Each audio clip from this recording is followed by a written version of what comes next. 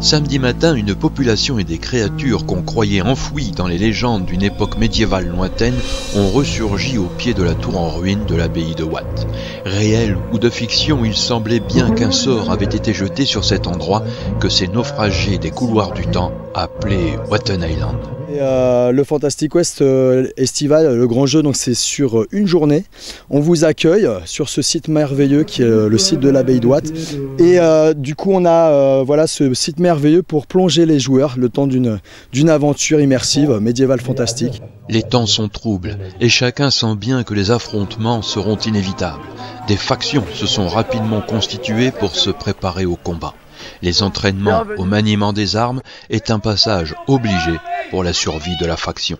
Là en fait on fait un petit entraînement au combat de manière ludique, c'est-à-dire qu'on se met en cercle et puis chacun notre tour on va essayer de toucher un des autres histoire de se mettre un petit peu à l'aise avec le combat et puis de s'entraîner, et puis de voir ceux qui sont bons et puis ceux qui sont moins bons. Chacune de ces factions devra se lancer dans une quête périlleuse au cœur de la forêt où des créatures assurent la garde d'une épée magique figée dans la pierre. Avatar de Caermaed et Dryade de la forêt, nous sommes le peuple libre du serpent, arrivé sur Watton Island.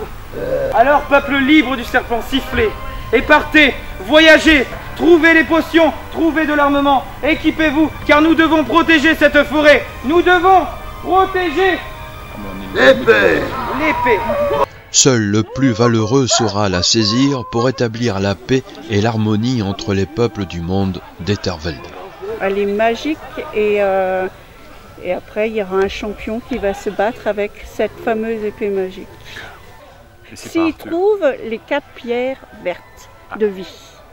Ici on est sur une île, l'île de Watton Island, où juste derrière moi nous avons le Fort Dragon et nous avons l'ordre des Chevaliers des Dragons qui protège son île des incursions barbares. Et aujourd'hui on a l'Empire de l'Aigle qui tente une invasion parce que un de leurs héros est mort la dernière fois en venant participer ici à un tournoi de Trollball et malheureusement il a été assassiné par les barbares vikings. Enfin, entre vous et moi, c'était pas vraiment eux, c'était juste un prétexte d'éliminer leur héros qui gênait un petit peu trop la prétor, donc celle qui veut devenir impératrice. Et du coup, qui a décidé d'envahir cette île. Et ma foi, il se présage encore des choses à venir pas très bonnes. En effet, rien de bon n'arrive sur l'île de Watton Island. La faction du Donjon du Dragon vient de recevoir de Minos un message codifié qu'il faut déchiffrer. Un peu partout les combats font rage, le Minotaure perd la vie, exécuté sans plus de procès. Les trolls sur le chemin de la guerre attaquent ici pendant que l'on se bat encore ailleurs. Le monde d'Etherveld est partout en guerre.